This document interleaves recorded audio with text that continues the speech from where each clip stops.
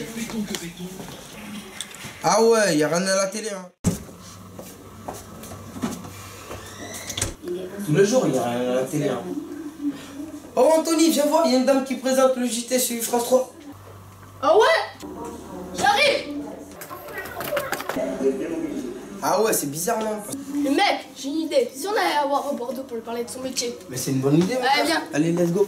La journée de Sandrine Papin, la présentatrice du journal télévisé, démarre à 7h45 avec son arrivée dans les bureaux de France 3. Vers 8h, il y a une première conférence de rédaction. L'équipe de rédaction choisit les sujets. À 8h30, le conducteur est mis en place. Après la conférence de rédaction, Sandrine s'isole pour écrire les lancements des sujets pour le journal de midi. Donc le rédacteur en chef ouvre la conf en nous donnant la parole et nous on fait un état des lieux de ce qui se passe en Aquitaine. Le présentateur peut directement nous appeler en nous disant il me faut les infos, voilà, est-ce que tu as le chiffre Voilà. Voilà.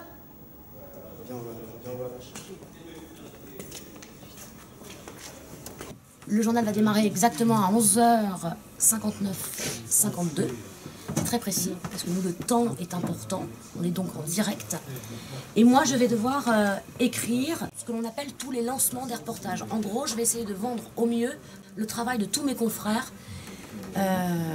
qui sont sur le terrain actuellement.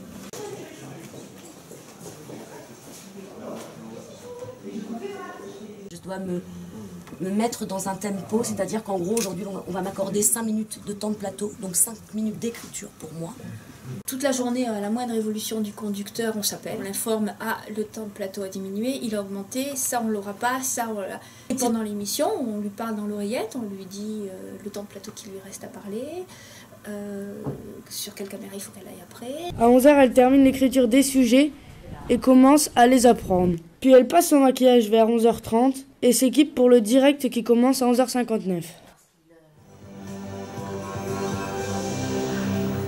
Midi pile, bonjour, bienvenue, c'est le 12-13, voici les titres de ce... Finalement, la question qu'on peut se poser, est-ce que c'est important le genre dans ce métier? Est-ce que c'est important d'être une femme? Est-ce que c'est important d'être un homme? Est-ce que l'important il est là?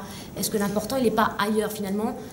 Est-ce que l'important c'est pas d'être tout simplement bon et d'aimer ce qu'on fait, que l'on soit un homme ou une femme? Je vous laisse la réponse.